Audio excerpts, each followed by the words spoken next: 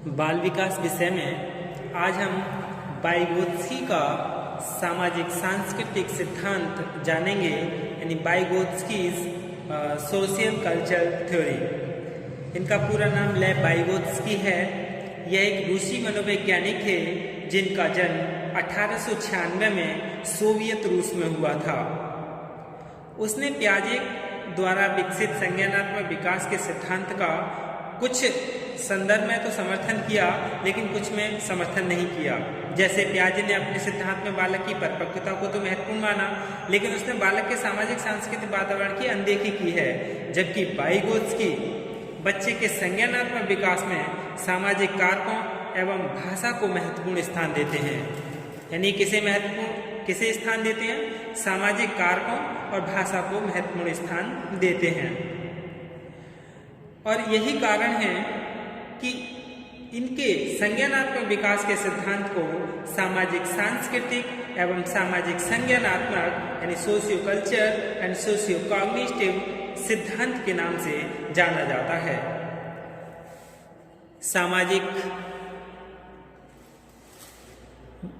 Vygotsky सामाजिक अंतःक्रिया social interaction के द्वारा बालक ज्ञान या अनुभव को प्राप्त करता है।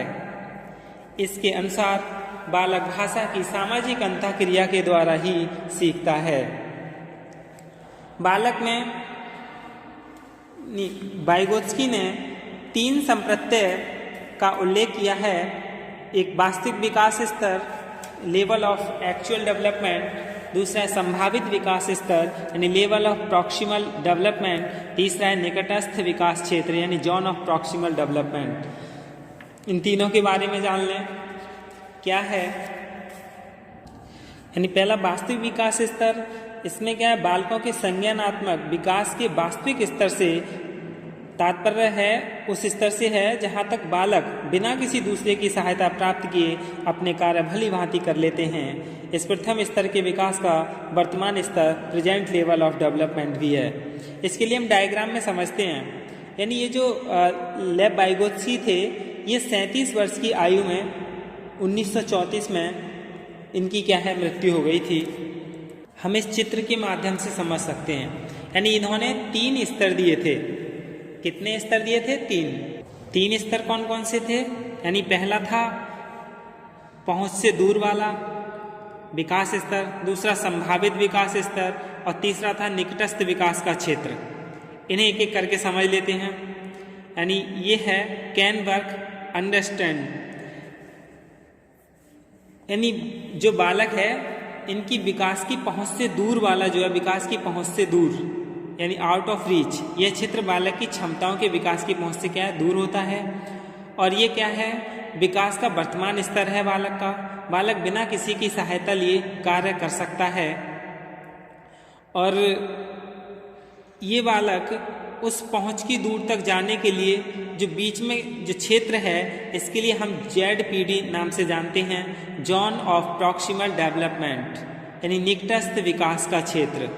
लर्न्स थ्रू इसके फोल्डिंग, यानी बच्चा किसके द्वारा सीखता है? इसके फोल्डिंग यानी मचान, जिसे पाड़ कहते हैं।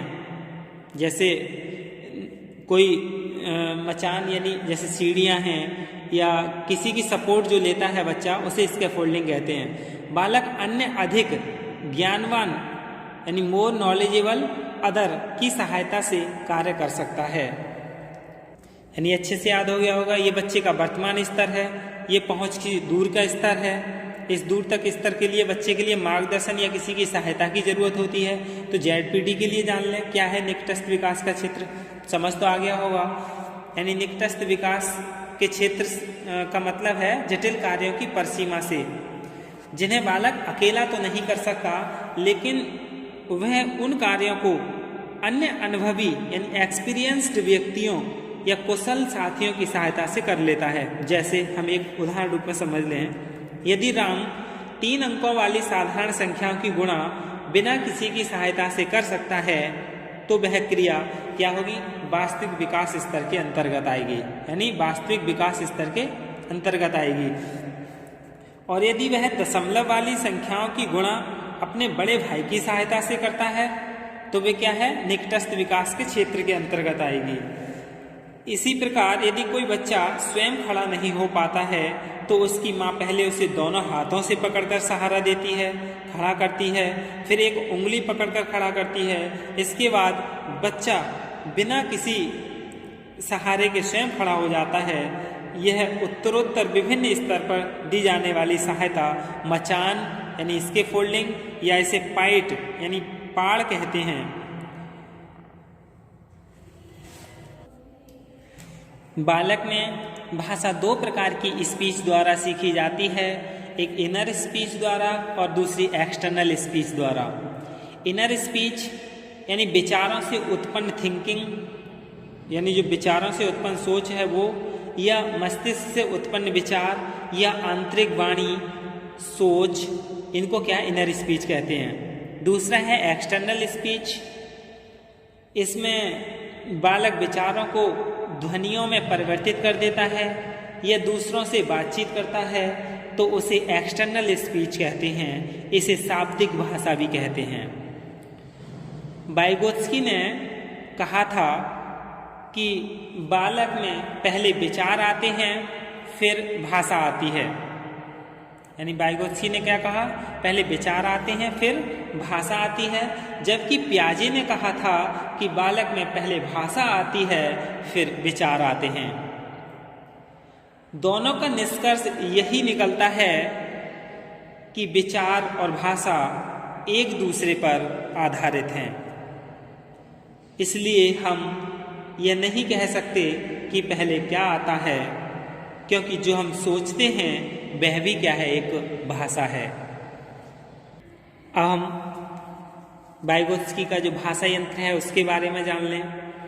यानी जो भाषा यंत्र है ये सामाजिक अंतःक्रिया के द्वारा अपनी ही एक संस्कृति से दूसरे संस्कृति तक स्थानांतरित करता है। भाषा के सभी गुण जैसे विचार, भाव, अनुभव, कौशल, ज्ञान, नैतिकता आदि अनुभव वह निम्न प्रकार से प्राप्त करता है। कितने तरीके से? सबसे पहला है इनिशिएटिव लर्निंग यानी अनुकरणीय सीखना। बालक अनुकरण के द्वारा ही भाषा का अधिगम एक व्यक्ति से दूसरे व्यक्ति तक पहुंचाते हैं या प्रकट करते हैं। दूसरा यानी इंस्ट्रक्शनल लर्निंग यानी निर्देशात्मक सीखना। इसमें बालक किसी प्रौढ़ यानी मैच्योर व्यक्ति जैसे अध्यापक या अभिभावक के निर्देशों के माध्यम से ही स्वयं को ज्ञान से परिपूर्ण करता है। तीसरा है कोलैबोरेटिव लर्निंग यानी सहकारी अधिगम। इसमें बालक अपने साथियों के साथ विशिष्ट कौशलों को समूह बनाकर ग्रहण करते हैं, अर्थात सेम एज के बालकों के साथ अधिगम करते हैं। कुल मिलाकर इन तीनों में यानी इनिशिएटिव लर्निंग, इंस्ट्रक्शनल लर्निंग और कोलैबोरेटिव लर्निंग यानी इन तीनों में सामाजिक अंतःक्रिया ही होती है, अर्थात सामाजिक सांस्कृतिक शब्द के साथ ही वाइगोत्स्की की थ्योरी बनती है। अब हम निष्कर्ष जान लें कि क्या निष्कर्ष निकलता है वाइगोत्स्की के सिद्धांत का।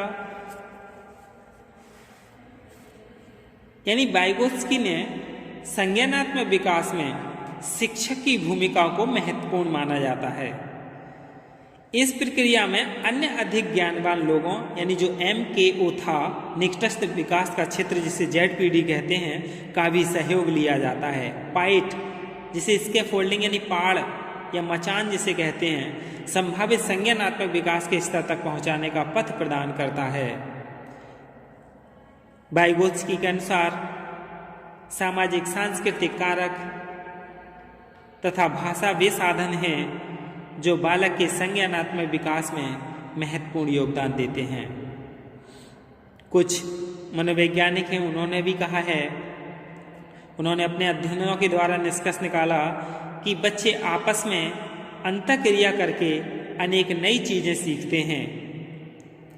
अकेले में सीखने के स्थान पर वयस्क लोगों के साथ अंतःक्रिया करके सीखने के परिणाम अधिक उत्तम रहे हैं।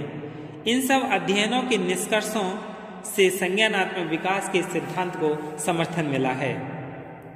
अब हम इनका शैक्षिक उपयोग जान लें, यानी वाइगोत्स्की के सिद्धांत का शैक्षिक उपयोग क्या है।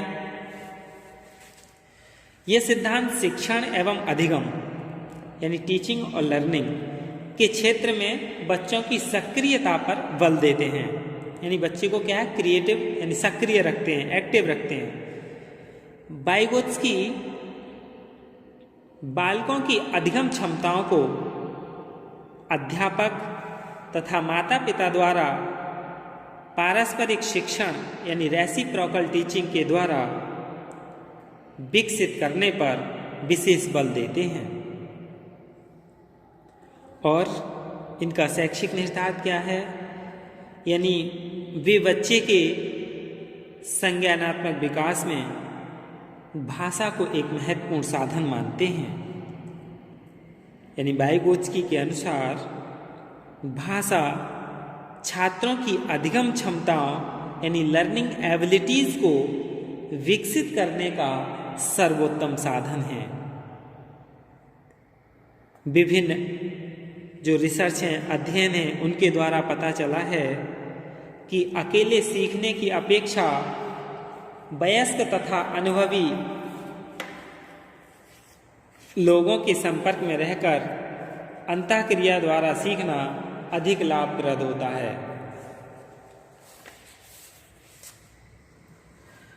यानी यह सिद्धांत बालकों के संज्ञानात्मक विकास में संस्कृति को महत्वपूर्ण स्थान देता है। यह सिद्धांत सामाजिक संदर्भों यानी सोशल कॉन्टेक्स्ट को विशेष ध्यान देता है। भाषा एवं चिंतन इस सिद्धांत के क्या दो प्रमुख स्तंभ हैं, जो कि इस सिद्धांत को पियाजे के सिद्धांत से अलग करता है। ZPD जिसे समीपस्थ विकास क्षेत्र कहते हैं, जोन ऑफ प्रॉक्सिमल डेवलपमेंट, इस सिद्धांत का सबसे महत्वपूर्ण क्या है, कॉन्सेप्ट है, संप्रत्यय है। तो इस सिद्धांत को ठोस मान्यता प्रदान करने की दृष्टि से इसे शोध अध्ययनों द्वारा वैलिडेशन एंड एग्जामाइन करने की आवश्यकता है, और ये क्या है, शिक्षण में अधिक उपयोगी होता है। यही क्या है, सामाजिक सांस्कृतिक सिद्धांत है ले वाइगोत्स्की का। धन्यवाद।